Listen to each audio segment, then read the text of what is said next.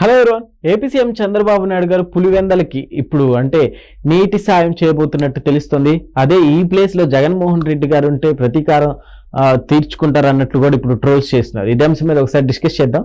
ప్రస్తుతం స్టూడియోలో జర్నలిస్ట్ జగదేవ్ గారు ఉన్నారు. వెల్కమ్ చెప్దాం. Hello sir. Hello Zakir. Sir, ఇప్పుడు నిజంగా ఈ ప్లేస్ లో జగన్మోహన్ రెడ్డి గారు ఉంటే ఏంటి పరిస్థితి అండ్ చంద్రబాబు నాయుడు గారు చేయబోయే ఏంటి సార్ ఆ నీటి సాయం? జగన్మోహన్ రెడ్డి గారు ఇదేంటి ఏం చేస్తారండి? ఇదే చంద్రబాబు నాయుడు గారు కాబట్టి జగన్మోహన్ రెడ్డి గారు పులివెందుల నియోజకవర్గానికి నీటిని చేసి హంద్రీనేబా పైనుంచి వాటర్ వదిలి పువ్వులేసి అక్కడ ఎవరు లేకపోయినా నమస్కారం పెట్టి హడావిడి చేశారు. ఆ నెక్స్ట్ డే వెళ్తే నీటి చొక్కు కూడా లేదు. సరే, అదేదో పబ్లిసిటీ చేసుకున్నాడు ఆయన. అప్పుడు ఆయన గవర్నమెంట్ కాబట్టి నచ్చిన డబ్బులు ఖర్చు పెట్టించాడు ప్రజల సొమ్ము అంతా. మొత్తానికి ఆ నియోజకవర్గంలో ఉండే చక్రాయపేట, లింగాల, ఆ తర్వాత సింహాద్రిపురం కొన్ని మండలాలు ఉన్నాయి ఆ నియోజకవర్గ పరిధిలో. 6-7 మండలాలు. ఆ మండలాన్నిటికీ నీరు ఇవ్వాలి, ప్రతి ఇంటికి 100 లీటర్లు ఇవ్వాలి రోజుకి అని ఒక సంకల్పంతో ఏదో స్టార్ట్ చేశాడు. ఓకే. ఈలోగా గవర్నమెంట్ మారిపోయింది.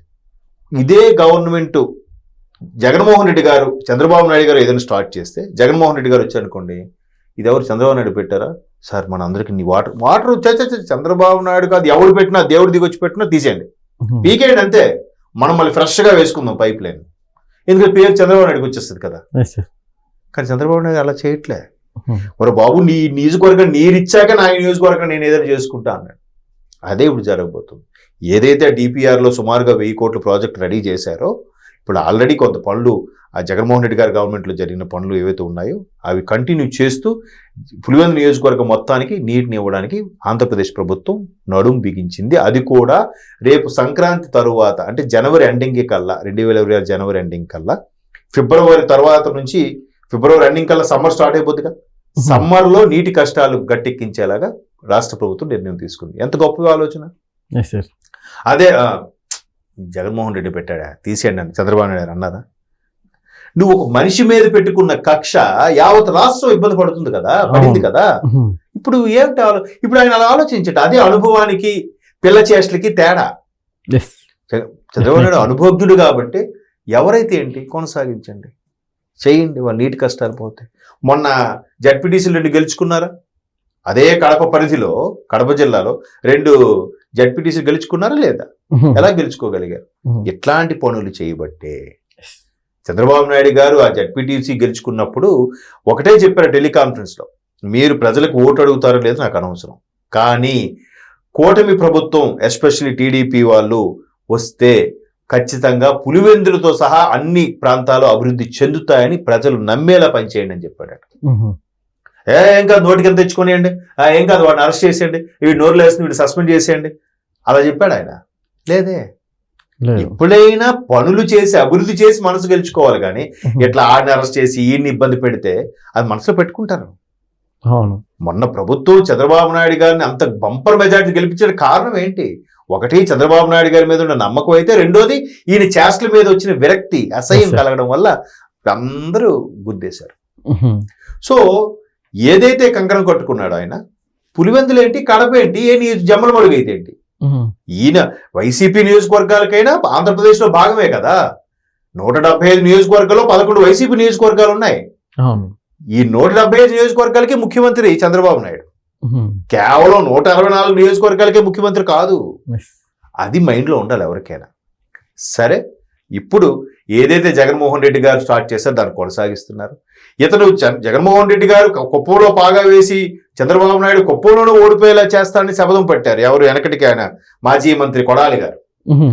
ఆయన అక్కడ కూడా గెలవడు, ఆ సన్నాసి, ఆ వేస్ట్ ఫెల్లో అని మాట్లాడు. ఇప్పుడు ఆయన ఎక్కడున్నాడండి? అక్కడ పూర్తి స్థాయిలో వైసీపీ నియోజకవర్గం, జగన్మోహన్ రెడ్డి గారి నియోజకవర్గం పులివెందులు అని తెలిసి కూడా పనులు కొనసాగించని చెప్పారు. అదే కాదు, 2014లో తెలంగాణ ఆంధ్ర విడిపోయినప్పుడు ఆయన ఫస్ట్ సంకల్పం నదుల అనుసంధానం చేయాలన్నారు. గోదావరి నుంచి కృష్ణాకి ఒక కాలువను కూడా ఏర్పాటు చేశాడు ఆయన. మీకు గుర్తు, ఒకసారి పాత పేపర్లు చూడండి.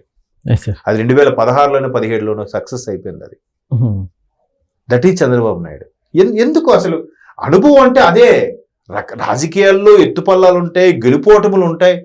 అయ్యో ఓడిపోయాం కదా అని చెప్పేసి వాడి మీద కక్ష కట్టడము, వాడి మీద ట్రోల్ చేయడము, వాడి భార్యని, వాడి తల్లిని, వాడి చెల్లిని నానా మాటలు అనిపించడము, ఇది కాదు రాజకీయం. అంటే రాజకీయం రాదు వీళ్ళకి, చేత కాదు. Yes sir. ఎంతసేపు కత్తి పట్టుకోవడము, బాంబులు వేసేయడమే అన్నట్టుగా అనిపిస్తుంది చూస్తుంటే.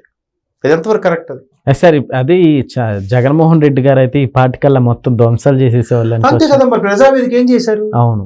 ఇప్పుడు ప్రజావేదికని ఇప్పుడు కనీసం నీకు నచ్చలేదు, దాని బోర్డు మార్చి, లేదు నీ సెక్యూరిటీ గార్డ్స్ పడుకోవడానికి ప్లేస్గా విడిదిల్లా ఉంచు, లేదా రైతులు ధర్నా చేసుకుంటారు, సరే మీరు ధర్నా చేయండి నేను ఎక్కడే ఉంటాను చెప్పి ధర్నా చేసుకునేలా అక్కడ పెట్టు.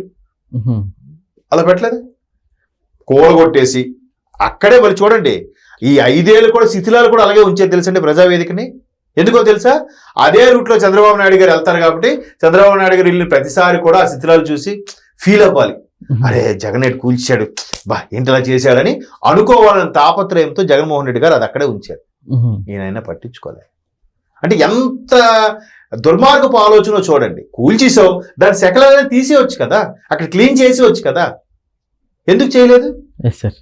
కూల్చడమే కాకుండా పైపెచ్చు ఎవరైతే అమరావతి రైతులు భూములు ఇచ్చారో వాళ్ళ ఊర్లు పల్లెటూర్లు కూడా రోడ్ ఎంకరేజ్మెంట్ అంట. పల్లెటూరులో ఒక లారీలు బస్సులు ఇక్కడ వెళ్ళిపోతాయా? అక్కడ రోడ్ ఎంకరేజ్మెంట్ ఏంటంటే, అంటే ఎంత కుట్రతో కూడిన ఆలోచనలో చూడండి అసలు. అంటే చంద్రబాబు నాయుడు గారికి అమరావతి ఇచ్చే రైతులు ఎవరైతే సపోర్ట్ గా వెళ్ళారో వాళ్ళు కూడా ఇబ్బంది పెట్టారు. ఎక్కడ రోడ్డు మీదకి వస్తే బారికేడ్లు పెట్టేయడం, దారి పోవడం, చెట్టు అంటే చెట్టు మీదకి ఎవడైనా రాయి విసురుతాడేమో, చెట్టు మీదకి ఎవడైనా బాంబు విసురుతాడేమో అని భయంకి ఊరికే ఆ చెట్లు కొట్టేయడం దారి పొడవున. ఏంటది? అంటే ఇలాగా అది కాదు రాజకీయం. ఇప్పుడు మొన్న 2 జడ్పీటీసీలు గెలుచుకున్నారు. ఈసారి మెల్లగా బీటెక్ రవి గారి లాంటి నేతృత్వంలో పాగా వేస్తారు. చూద్దాం నెక్స్ట్ రాబోయే 3 ఏళ్ళు కాదు, ఇంకా రాబోయే 4 ఏళ్లలో 3.5 సంవత్సరాల పోనీ ఎలా తయారవుతుందో మీరే చూస్తారు.